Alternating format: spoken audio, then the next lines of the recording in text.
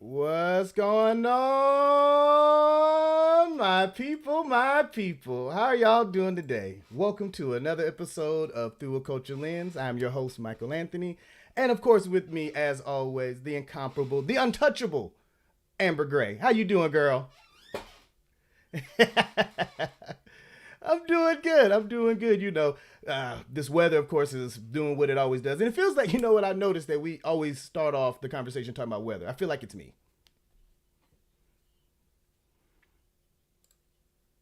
Mm-hmm.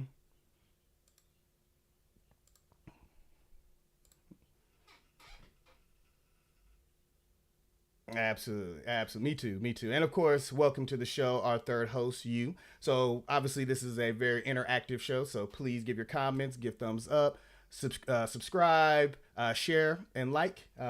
We definitely very much appreciate it. But today we have a very special show for the people today, Amber. Today we're going to skip over the industry news segment that we usually go to and go straight into it. Today we have a guest, Miss J. Jolliffe. She is a highly accomplished quantitative researcher and ethnic cultural consultant for over 20 years of experience in partnering with brands, and particularly media brands in broadcast, cable, radio, and theatrics. She has worked with African American community, the Latin communities, to find clear and directive insights that aid in fostering communications that feel authentic and culturally, ethnically representative. Welcome to the show, Miss Jolliffe. How are you doing today?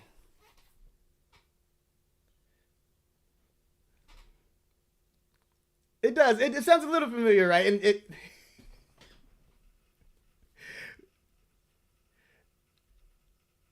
Well, fantastic. Well, thank you for joining us, and of course, yeah, Miss Jolly. She's actually out in California, out on the West Coast with that nice weather. So that's why we was bring up the weather. How's the weather out there?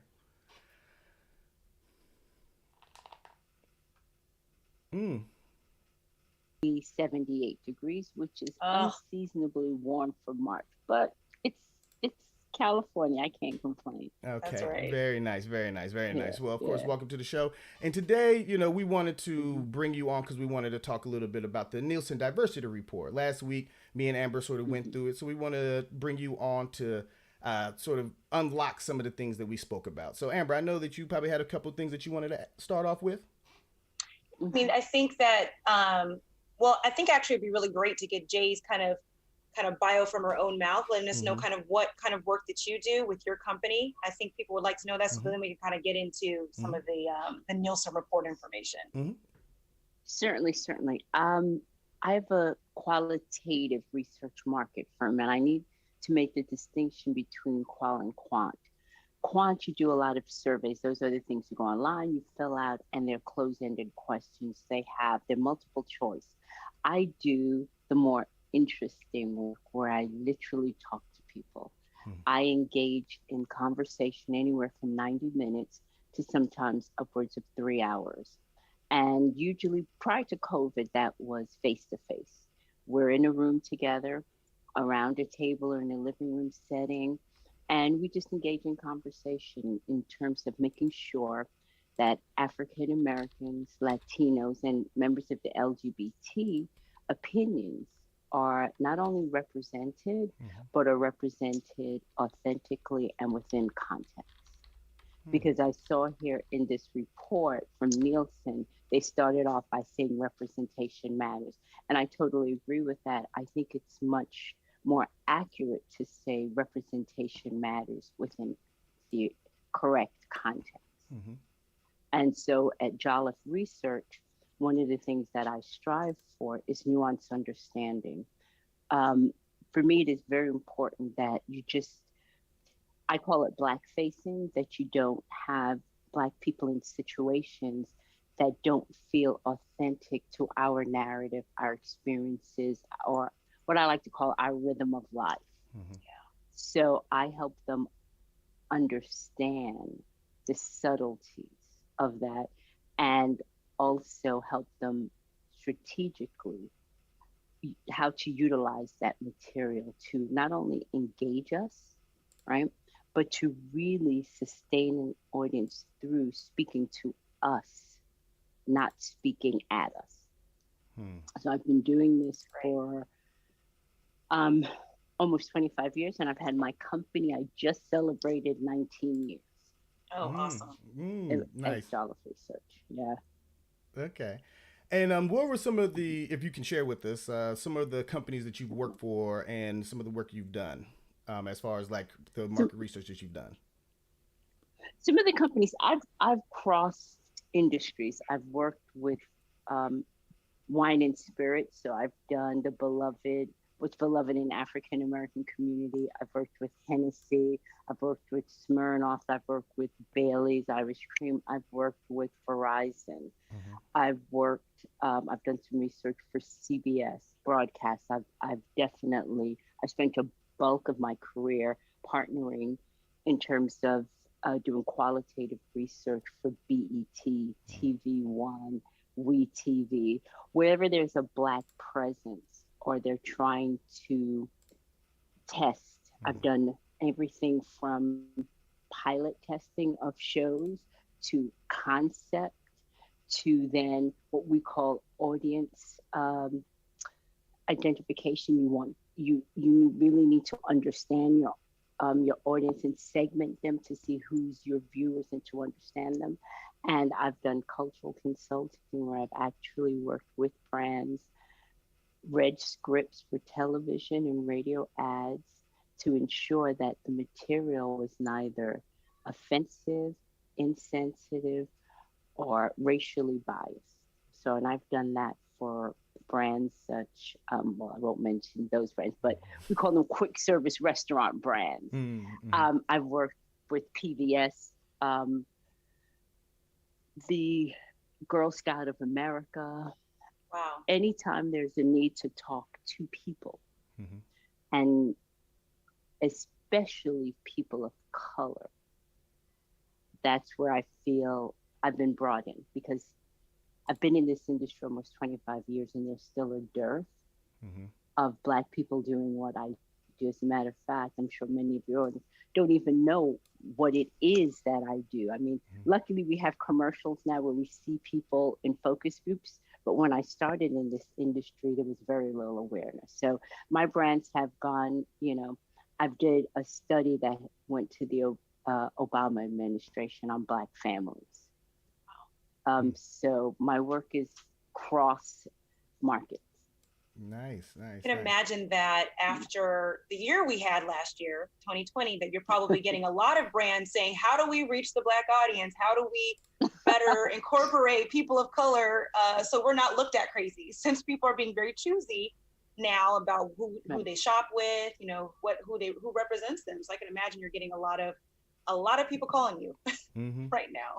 Well, you would think that, but I think it's very interesting because the shift now is to get everyone who's credentialized in a particular area. Mm-hmm. Okay. If you have a PhD behind your name or you've written a book or you are known in the world of talking about white privilege or lack of equity, those are who they're bringing in. And there's also, and that's no shade because there's, I think, a need for that. Mm-hmm. There are people who've been in that space specifically who are dealing with microaggression, Right. who are dealing with how do you deal with denial of privilege and understanding things like that. Mm-hmm. So they're talking to those people first, Okay. which is, I think it's important to get your house in order before you bring someone in and say, oh, now we want to talk to the audience. Get your internal organization right. Yeah, So fair. Yeah, that's fair. That's true. Yeah. Mm-hmm. Yeah, I'm appreciative for some of that because I think that tells me a sense of authenticity, and they're also trying to figure this out. Mm-hmm. So by the time they come to me, and you want to talk to people, I need to know what you want to know. Mm-hmm. That's right. Right, and if you don't know what you want to know, then that makes it all the more challenging for me because then we are just walking around trying to get the audience to tell you, Yeah. while the job is to get the audience to expound on information that you give them and the perceptions of what you provide them, not for them to come up with it for you necessarily. Right. Right. So That's a good point. That's a really good point. Yeah, that's a really good one. Yeah. And so, folks, we're here with Ms. J. Jolliffe. We're discussing research and kind of piggybacking off of the Nielsen report that we spoke about last week. She does research, focus groups, things like that. We'd like to give a shout out to the people in the chat. Hey, Aisha, Tobias in the house, Aunt Lisa. We knew she was going to be here. And Ghana Kid. I'm not familiar with Ghana Kid. Thanks for joining. Yeah, thank you for joining. Appreciate you. And obviously Omar, so we got we got the first husband, the first lady of the show in the house now. So thank y'all as always for joining us. Please subscribe, give a thumbs up, and everything like that. But one of the things that I would like to talk to you about, or ask you, or that we would like to discuss, is the focus group. So when it comes to like conducting a focus group, whenever they're watching content, like typically, like walk us through sort of that process, if you could. Do you want to walk through the process of the focus group, or how do they stream? How do we test content? I'm not clear on the question. Well, I would say test content. Let's do the test content. Okay, there are times it varies. Luckily, we're in this digital age, so we can send someone a link. And by someone, I think I need to set up how we get those someone. Yes, that's a great, please. Yes. Please, yes. Thank you. So, yes. Just so we understand, usually people are registered with what we call a facility. It's called a market research facility. And at the end of the show, I think you guys will post some of them. I got it right there. Yeah. So usually people have already signed up at one of these facilities, and we'll call them and say, okay, we're looking for this, and what we call is the specifications. It'll have demographic information. We'll need 18, usually the range is 18 to 54. We'll divide, we'll tell them how many groups we need. If we're doing 4 groups, we need 10 people, that's a total of 40 people. And they'll have to fit into certain criteria in terms of viewing whatever the product wants to know. If we're testing a new show, and let's say it's a comedy, then these have to be people who enjoy the comedy genre, right?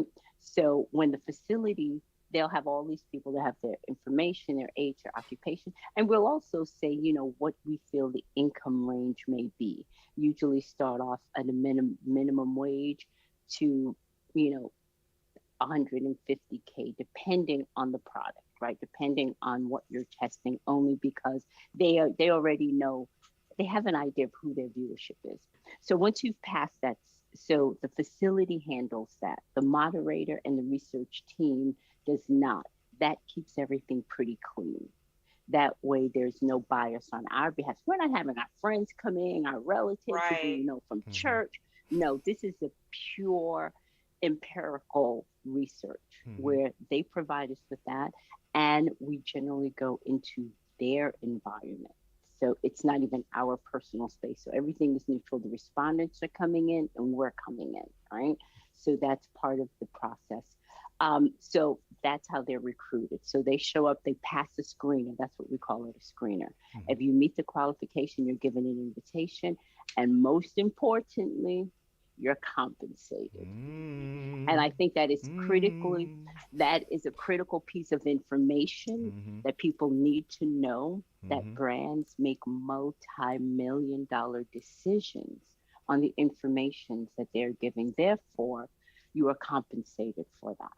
And I think that's just fair. So, and you're compensated for anywhere from 1 hour, from 60 minutes to 2 hours for an average focus group. So how it's done at times, it depends. If you are screening something and we want you to have exposure to it before you get into the room, because we're probably going to be testing marketing concepts, then you will get a link and you will view that before you get to the focus group.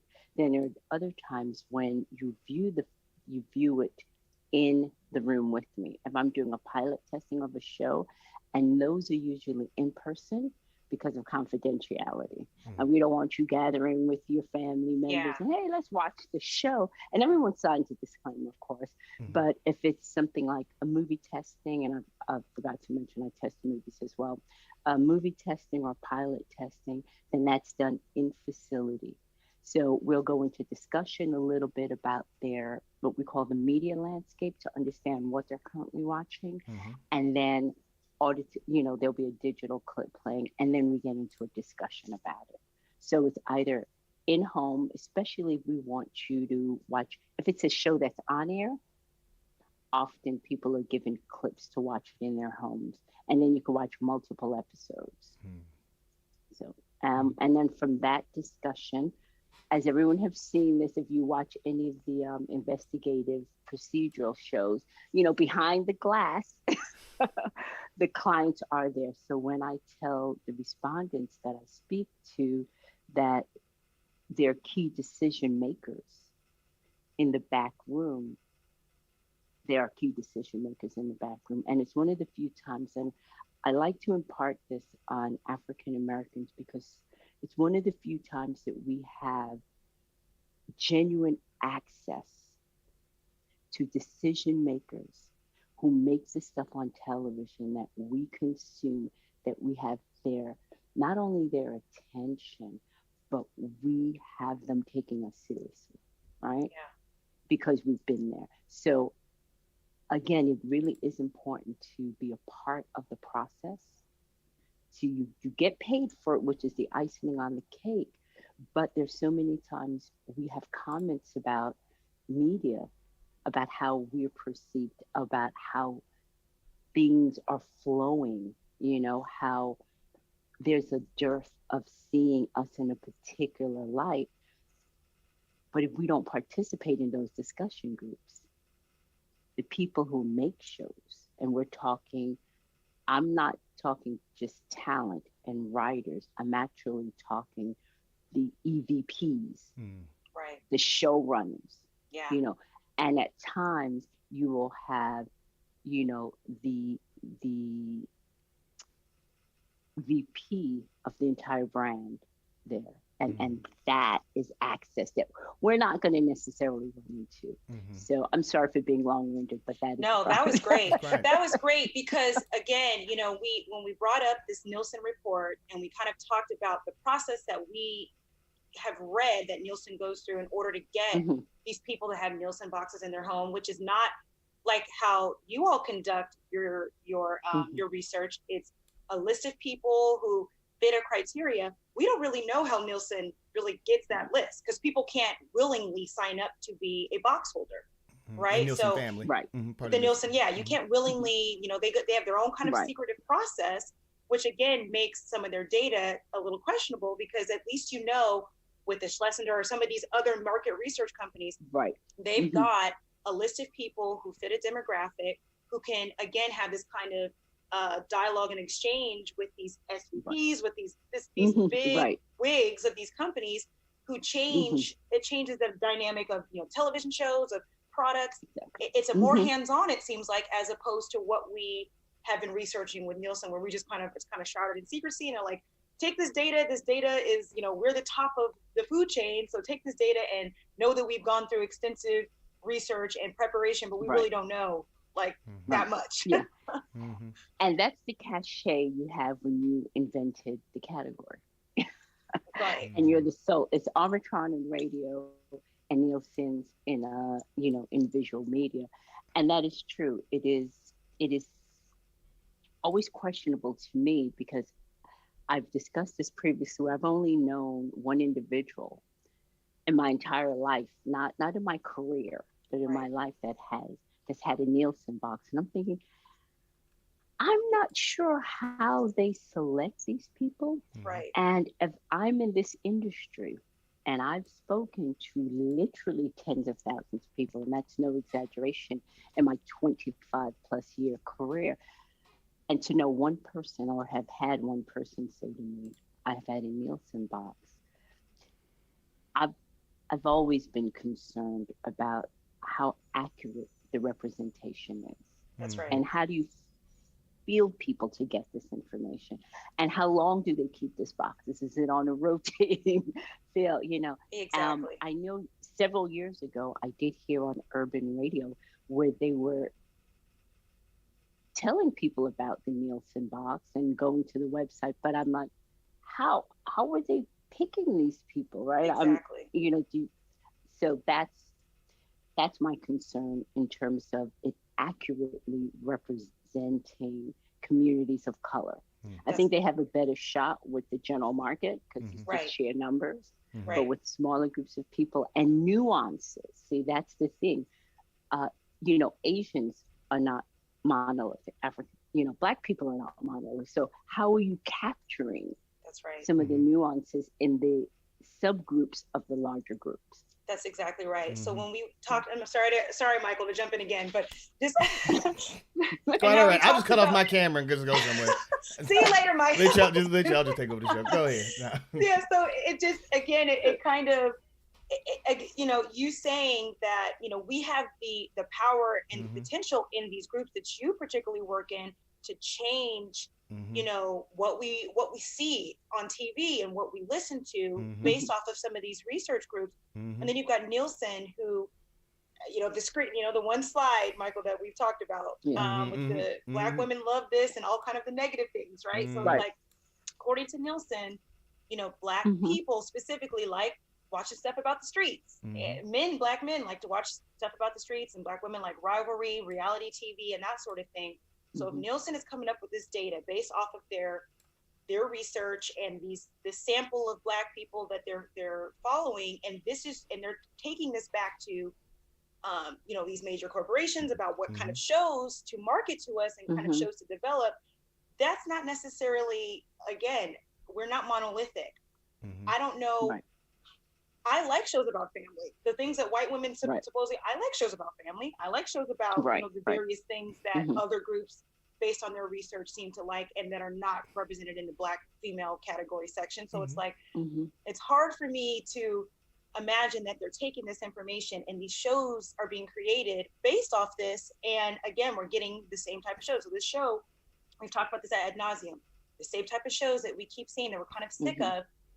Makes me wonder if Nielsen is really what's helping pump these shows because people trust them. People trust their data. Okay. So anyway, and I mean they've been around for 20 something years, and I mean since 1920. So I did want to ask Jay, like, why is it that they have become sort of the standard? But I know that you were about to go into it, so go ahead. And I love you too, Auntie. What's up, Tristan? What's up, y'all? Yeah, we love y'all.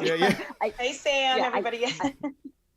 I definitely want to address parts of Amber's question because I'm not going to hang Nielsen out on a limb simply because I'm not sure of their methodology. Right. Now, if this report is just based on current shows, then that's just a report on what's already out here in our viewing universe, right? Are they testing? Are they doing pilot testing? That's a whole different conversation, right? Because if you're not testing the stuff that people have ideas for, I'm gathering from just, the methodology was a little terse for me because it wasn't as detailed, it wasn't as detailed that I could pick out. Is this, I'm just going to assume, just because it didn't say otherwise, that it's about shows that are already on. So that's not Nielsen promoting, that's Nielsen reporting. Right. So I just wanted to be clear. So like this slide right here, where they're talking about like particular shows that people were watching, like Ozark and different things like that, right? Right. And those are just mostly, what are you watching? And I could see that being, let me take a step back. Usually before there's a quant, and this is a quant, like I said earlier, that's a survey. They'll do qualitative, and they'll get a feel for languages and shows that become, that they hear repeatedly. And then you take that instrument, after you do qual, then you do quant to prove how many people feel that way. You're supposed to do the deep dive first and then prove it with the numbers, right? That's not always done in research because qualitative research is expensive and more time consuming. I can do a quant instrument on an email blast and send it out through social media, and I can get response right away. People are going to do it for almost nothing, where mines take weeks of preparation. So just so we get that clear. However, all of this is not as negative as it seems. I want to tackle that, right? Because this is where in context matters. Mm-hmm. If you give this stuff to us, and I'm looking for the key, right? Right. And I was like, but there's no key to understanding when you say streets. What do you mean by that? Yeah. Mm-hmm. Right. Again, I know colloquial language. We're like, these streets are out here. People in the streets. Even Mm-hmm. Wendy Williams will say that periodically. The streets are talking. Right. So I'm not sure how to interpret this. So that's my number one thing. I'm like, where's the key? I need to know what this means. When it comes to rivalry, part of that is we're responding to what's already out there. That's right. Right? Mm-hmm. It's a response. It's not that they're saying, I don't know what the question was. Was the question, what would you like to see versus what are you currently watching? Mm-hmm. Those are two completely different questions. So without having the questionnaire is really difficult to understand. And it looks more negative. However, I see personal relationships ranking really high there. Mm-hmm. I'm thinking, well, if they're relationships, aren't they all some degree of personal? Even in right? Mm-hmm. Non-personal relationship. I don't know you at all. Right. Just the term relationships, right? We relate involves some degree of familiarity, whether it's intimate or whether it's professional. So I'm like, this is not really nuanced enough for me. So that's my primary critique. And that's why I'm suggesting it may not be as bad because there isn't the in context portion of it. I see investigations. Well, I know white women like investigations. You know why? Because they love those Lifetime movies.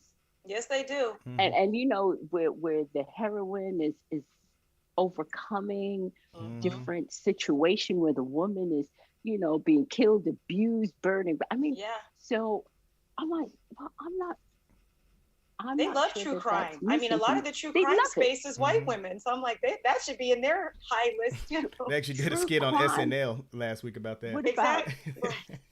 What about Snapped? That's another one. They have a whole ID is a whole network that has a lot. Yeah. Serial killers, everything. And the good thing, I mean, I see emotional here. So that's about affect, that we like things that move us, right? That's another positive. I see for Black men, they have teamwork. So teamwork in the streets, that could be pretty positive. It could be. Community but service? Again, you're right. You're kind of just making me. You have to kind of like you said, they don't have the key, so you're kind of making your own inferences. Like, do they mean this? Do they mean that? Yeah, and I think for this, if this is a public document, then they're making it a little bit ambiguous, because then you can go into the deeper dive, and that's when you're paying for the dollars. But just looking at this, it's so interesting. And then there's the pursuit. Black men like discovery, right? What does that mean? I said, wow. I'm not really sure what that means. Discover what? Well, none of us have daddies, so we looking for our daddies or something. That's the narrative. I'm sorry. I gotta go ahead and jump in here. Discovery can mean so many things. I just don't know what that means. It can. But Michael, you're absolutely right. Without a key, we're going to feed into the popular narrative. That's why it is important to have this stuff written in context. And I'm looking and I'm like, they're telling us what it means. But again, when people say rivalry, that could be a baking show. That could be Top Chef, right? I mean, even though that's competition, but there's still a little bit of rivalry in that, is it not? That's true. That's true. I don't know. I'm thinking this is more hip hop in Atlanta, I'm not disagreeing. No. Real Housewives. That's the rivalry I'm thinking. But once again, like you said, the context, we just don't know. But for somebody like me who's reading this, when I look at that, then I automatically start pulling these identifiers of what it is that I see on TV, and then how I internalize it, and maybe other Black people. So like Amber is saying, if she's a black woman, she's looking at it and she sees that her branch is saying rivalry, but then a white woman's branch is family, then how is she supposed to internalize that information? It's actually family, homes, and friendships. And I'm like, well, what are these personal relationships that you have these three little connections? Yeah, right? This Hallmark channel. It's a play. However, I'll tell you, in research, you try not to be redundant. So then you use words that are on par with each other, or synonymous. So I'm wondering here, when they say personal relationship, we know that in our community we have the aunties and the play cousins and the best.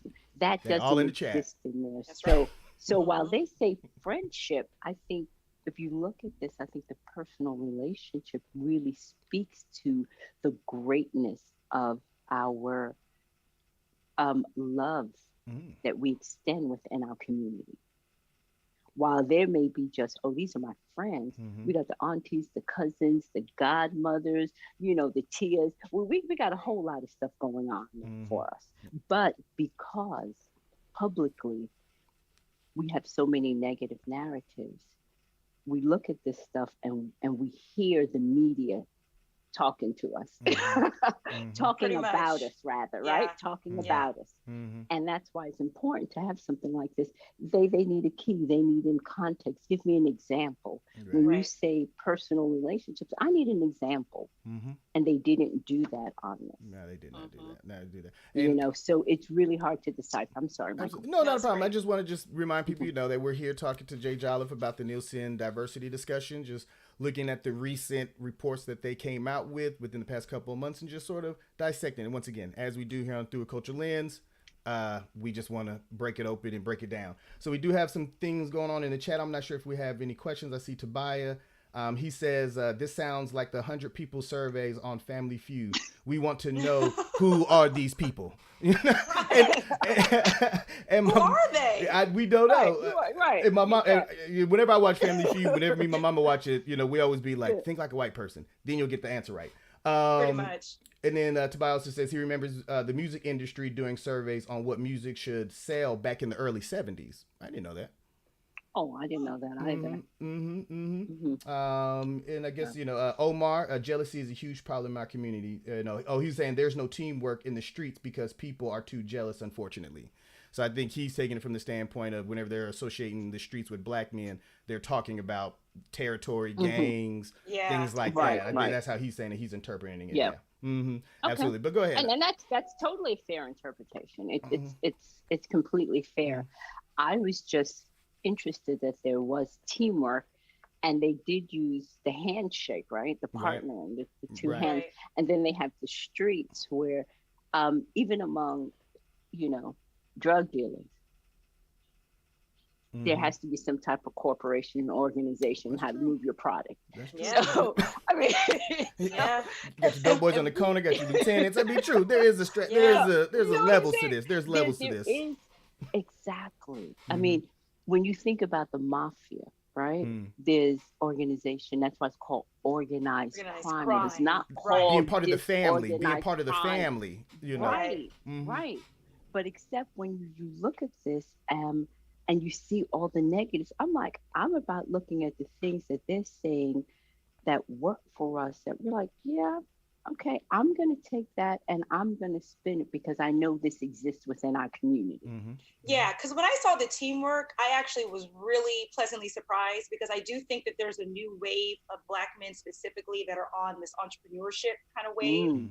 And shows like, what is that show? The Shark, what is it? Shark Tank? Shark Tank. Love that show. Love that show. Yeah. So I do think that that's probably, hopefully that's where my mind went when I saw the teamwork, is there is like this entrepreneurial vibe that I am seeing within black male space, especially like online. They had a lot of Black men that are doing vending machines and like all these kind of these courses. So I was like, okay, so that maybe that's the positive, lens. But I of course, I also see mentorship. You've got a lot of Black men who've always mentored. We have just not gotten highlighted for doing that in our community, but a lot of Black men. I mean, when you're in the barber shop, right? There's a whole lot of teamwork and discussions going on there, Yeah, and true. men really helping each other Mm-hmm. through things. Mhm. So That's true. so Tobias, I think you're right on a Mhm. certain level, but it also exists, and it has always existed in the Right. Black community. Mm-hmm. It's just that it's not highlighted in the media.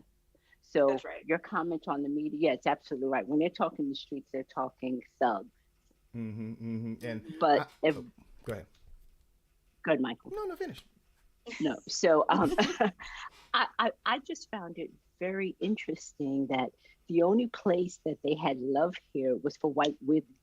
Yeah, exactly. My thing, I focus, and I'm like, really, just when we're a community that we don't need formal adoption. Right. We've always taken in people's children. We've helped each other. We've lived in Latino communities, multi-generational, Yep. and yet just white women get love.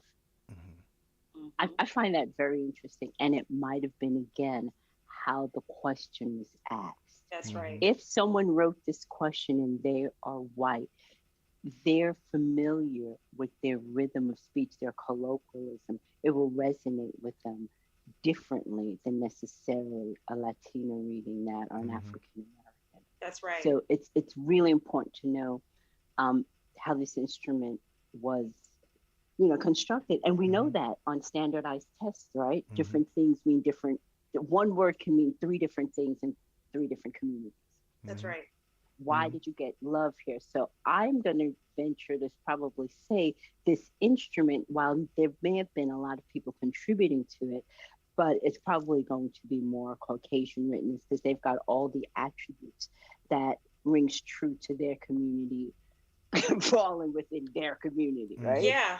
Yeah. And if you think about the media kind of output of that, we don't see, and we talked about this yesterday, as far as like the romantic movies with Black people. We talked about Queen and Slim, and how there's an opportunity for Black love to be shown on television and film, but they don't always opt for that. They opt for the tragedy at the end or the toxicity of some sort. So that kind of lends itself where it's like, yeah, I can barely think of outside of like some of like the Love Jones, kind of the classic movies. And then of course we've got like the Photograph, and we've got maybe some like, Christmas type movies. Malcolm and Marie, right? Malcolm and Marie. That was just but that was written and directed by a white guy, though. It had two black actors in it that were very, talking about Black issues, but it was written by a white man, a white director, though. Right. So it's like one of those situations of, is that a Black film? And that's the conversations we would like to have on this show. Yeah. But in all fairness, the point that we were talking was showing romance, Black romance. This is true. Oh, I think that's a different point about it being a Black film, but on screen, showing the tenderness and the complexities. It was wonderful to see a well-to-do, right? And it was a very complicated relationship, and I applauded that. But you're absolutely right. There is this, I don't want to keep using the word dearth, I feel redundant, but there just really is this void of seeing softness, intimacy, complexity, and our ability to reason. They love to show us in the heat of the moment. I don't know if you guys have picked up on that. We're very reactive. Yes. Right? Like things happen and then we just react and we go crazy. 1000%. That's why reality is like that. It's not only emotional because white women can be emotional and they cry and they just like seek help of others. We become emotional and super independent, like we've got to figure it out. And I'm thinking that's a narrative of the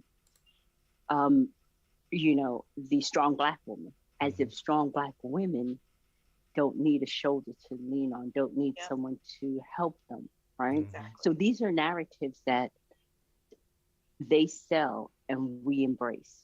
That's absolutely 100% correct, in my opinion. Yep, I agree. And my thing is, we got to push back.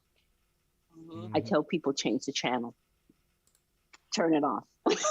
I know. Dollars. It's dollars. It's dollars and cents. Mm-hmm. It's dollars and cents. Yeah. And especially when you're watching streaming, they know you're watching. Mm-hmm. See, that is the Nielsen box. Those are the ratings that I trust more than anybody. They know you're watching. That's right. Mm-hmm. And they know you finished it or got clicked right out of it. It was like, I don't like this. Right. They know all that. See, and I right, just... Oh, and I was just going to say, because I just recently heard a podcast about this guy. He has this website called VOD Clickstreams. And what it does is it aggregates and collects all of this streaming information so that you can sort of find out what the behaviors, what people are watching. And right now, everybody's watching easygoing television right now. Things that sort of an escapism, but it's all big Hollywood. Yes. So it's sort of like now the independent filmmaker is starting to kind of fade because now you either have to go with the machine and maybe get on a big Hollywood set or something like that, or maybe do a series like we're doing because we're doing the independent thing. But what it was really talking about is the people who watch maybe one or two shows a month on Netflix, they value more important than somebody who watches 30 shows on Netflix. Because if they were to take away 10 of those shows, then that person who's watching the 30 still have 20 shows to watch. But if the person who's only watching 2 shows, if they cancel one of them, then that person may actually... They're out. So now it's more about the emotional connection now in order to get people to, watch and stream and collect this data, as you're talking about. Okay. That's interesting. So we're going to talk about that on the next episode. For sure. or something close to that. Yes. Or another time we bring you up on here. But definitely got some people in the chat. My mom is in here, Diane Williams. She's talking about black reality shows like Housewives of Atlanta, Basketball Wives, or Toxic Television. Married to Medicine went to the dark side. I had hope for these medical professionals. So disappointed. She said hope. Went to the dark side? Yeah, she said they went. Come on now. Married to Medicine went to the dark side. You said it started off on the dark side? It started off... It wasn't dark. Now it went over the cliff. It just totally went over the cliff. And to me, that show is unfortunate because you're talking about black professionals. Right. And that's what the other shows, they're girlfriends and wives and they're whatever. These are professional women with practices and they are real doctors. One was my doctor. Oh wow! Man, I was like, oh yeah. When I lived in Atlanta, and I was like, oh no, I can't do this. I was like, oh no, this is too much. And it feeds into the stereotype that even you have an educated, successful black woman, and there's still that undercurrent of being loud, obnoxious, and ready to fight. I just I bow my head because why would you do that? I know. To yourself and to us because we are looked upon collectively. No, most people do not think that, that's just them. Right. It is now adding to the narrative, even professional, successful Black women behave in a certain fashion, and this stuff gets exported out. That's the problem. I was watching some Nollywood, and Michael and I talked about this, and I've heard terminologies that I know are pure American.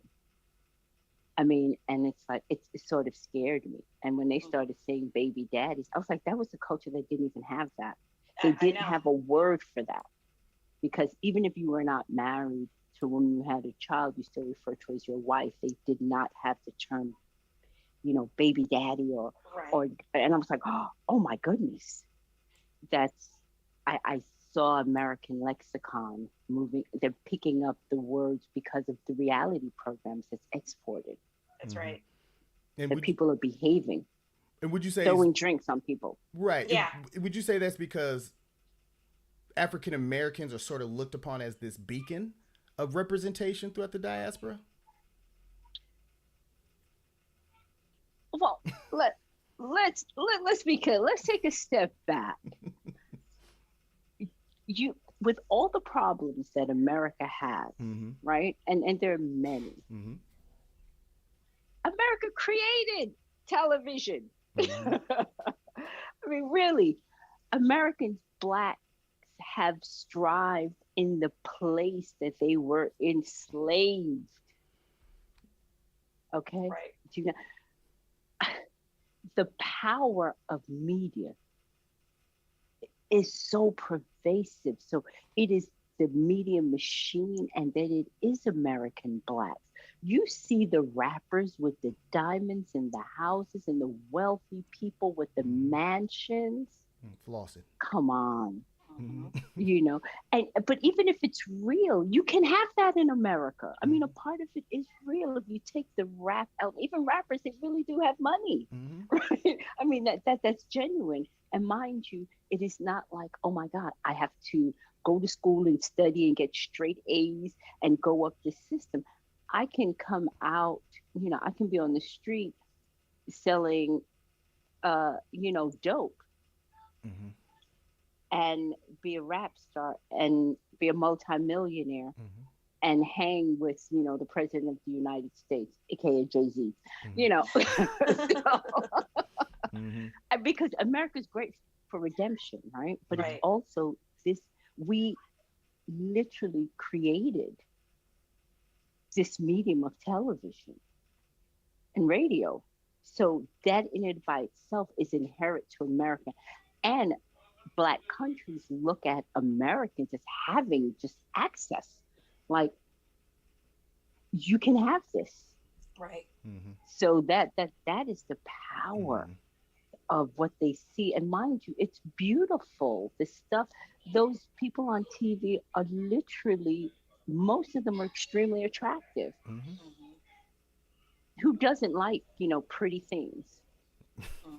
Mm-hmm. So you take that, you own it. It comes from here. You send it everywhere. You are the standard. America's the standard. And for a lot of Black people, Black Americans living in the U.S. is the standard. And it would be I don't know too much stuff coming out of the Caribbean, do you?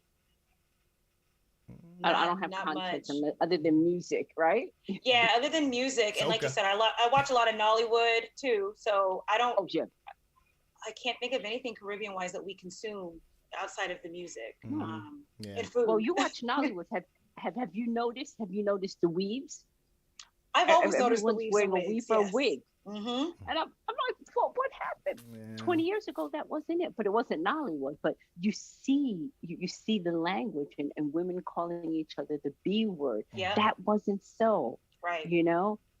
So little things like that we have to pay attention to because that's how they think that we all treat each other. Mm-hmm. Exactly. And one thing that I always say, I don't think we're going to be able to get rid of reality TV anytime soon. It's too cheap to make. It's just an easy filler, for these networks. But what's hard is that white women on, the Beverly Hills Housewives and New Jersey and the other reality shows can act a fool, right? They can act just like the Black women. Of course. But they've got all this other representation to balance out who they are as people. So nothing is inherently wrong with reality TV. We don't have a balance, and we never have had a balance. It's just we're thugs, we're prostitutes, or we're just loudmouths, right? So it's like that's the real problem, when it comes to that particular genre. To me, it's just we don't have the balance. Mm-hmm. The thing about it is, it can go away. It really can, if we just stop watching. The power really is within us. It is. It really is. If we just stop signing up for that, but it's a lot of money. Yeah. And if we shift our focus a little bit, and I mean just marginally, to say that we're not going to behave a certain way. So I don't have issues with realities. Mm-hmm. I have issues with the premeditated situations that people are placed in, and then they react to it. Mm-hmm. My thing is, if you're going to collect a paycheck, then collect a paycheck and say, have some stipulations on that paycheck. That's right. I mean, because that's how it's done. If you really want to be a power player, then you can have stipulations on it. It's entertaining. The problem is when they titled it reality, especially for a younger generation, they started believing this is how we interact. This is normalcy. This is normal behavior. And it is not.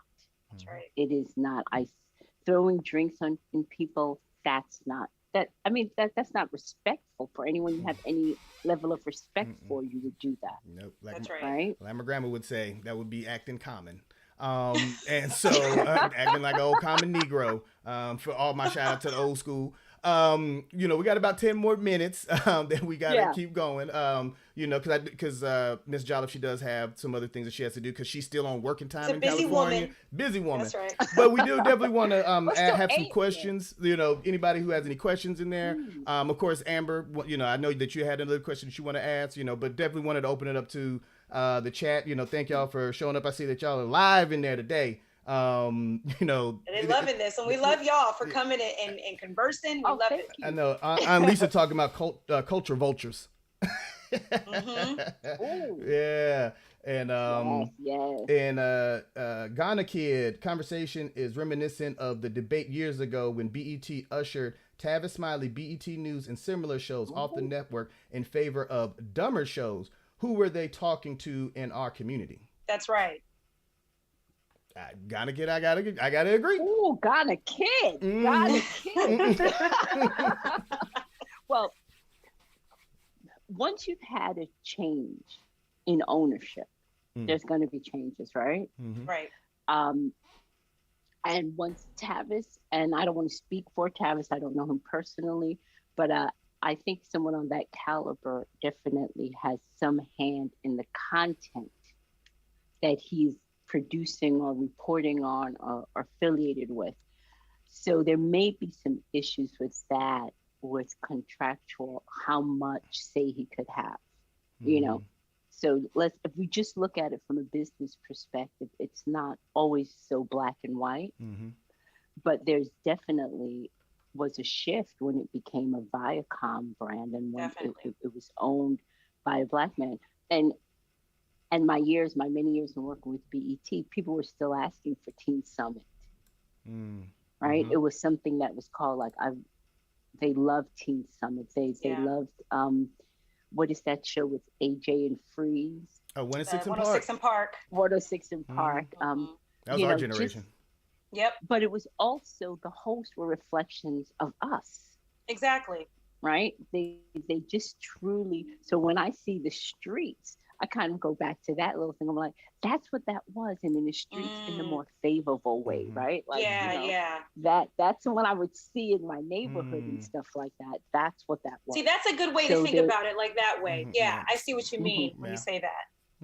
I do as well. And of course, as Ms. Jolliffe has said, that we have some market research facilities that are around multi-state. We do have the links in the show notes. So if you would like to have your voice heard and also be compensated to where, we have always been here about how we can construct our own narrative. So this is one resource for you to be able to share with other people, so then we can start getting the content that we made out there. I don't see any questions right now. Would you? I mean, everyone's just kind of adding their. Do you see any interesting things in the chat right now? I mean, everything you've pretty much said what they've said already. But no, this has been a really good conversation, and this kind of puts, again, just it puts to light what we need to do as a community. It kind of, these are some steps that we can take. If instead of, it's like that whole thing, don't complain if you're not voting, right? If you're not voting, don't complain about who's in office. I love that I love that argument. I use it so all it's the time. similar similar to media, right? It's like, if you're tired of the shows that they're kind of pumping out to us that you just don't doesn't connect to you or whatever, either pick up a camera, do it guerrilla style, or have your voice heard in this sort of way, because I think for me, I just been tired of complaining about it. And so that when Michael and I kind of connected for this show, I'm like, now we can kind of talk about some things and then create some things, because I'm just tired of not seeing the Black love stories that we used to see, at least in the 90s. And, before that, it's like, we don't have that anymore. I want to see more of that. I want to see more the tender family stuff, not always the Tyler Perry kind of dramatics, but just the tender family, soap opera. Just something a little bit different. So this is just a great conversation to kind of reframe our thinking about media and how we can kind of change you know, and And we're and, not and the I little want to people. We tell, can make change. and I want to remind us that there's always the option of changing the channel. We don't have to keep consuming what they give us, which is why I've also turned to Nollywood on streaming, because although some of that is not wonderful, but it's great to see Black people in diverse roles, because everyone is Black. That's right. And so we can turn towards that. You don't have to take this, even if you find it entertaining, there are times you have to think, how is this reading out in the world? What does this say about me? And I know that's heavy. We've got so many things, and I'm not asking anyone to take on other things, but I am saying it's important to be a part of the process. So please, all you have to do is go online and do market research facilities, whatever state you're in, city you're in, and it'll come up, because that's what it is. If you want to do consumer opinion market research, but it's really market research facilities, and please sign up. They want to hear from you.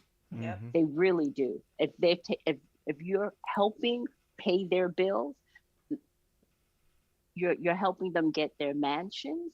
You're helping them, you know, drive these expensive sports cars. They should hear from you. And if that's not the case, then you can feel free to just turn the channel, because when those numbers stop being high and the ratings drop, believe me, they're going to pay attention. No, that's absolutely right. They have no choice but to pay attention. But that's right. We do have some information as far as Jay's LinkedIn in the show notes. So if you guys want to link up with her professionally, maybe ask her some questions, or you can also leave some questions in the comment section, and then we will definitely relay it back to Ms. Jolliffe. But any closing remarks? This was a great conversation. We can't wait to have you on again, honestly, because I think we have some more to talk about. I've enjoyed it. Yeah, we've loved it. And the audience has loved it too. They're like, oh, she's so refreshing. Omar said, she's so refreshing. I love this. So, so this has been great, but we'd love to have you on again. This is a conversation that I don't think many people are having to this kind of degree. So I'm glad we were able to bring this to everybody, today. Me too. Absolutely. Thank you so much for inviting me, and thank you guys for creating this platform, for having a show like this where we can actually delve into it. Too much of our conversation, it's just rudimentary or surface or in passing. So it's really nice to have an opportunity to just flesh it out. So thank you guys, and I enjoyed my time with you. Well, thank you very much. And of course, thank you to the third host of the show, the chat. We love y'all. Love, peace, and hair grease. And we'll check y'all next time. All right. Peace. Bye-bye. Bye.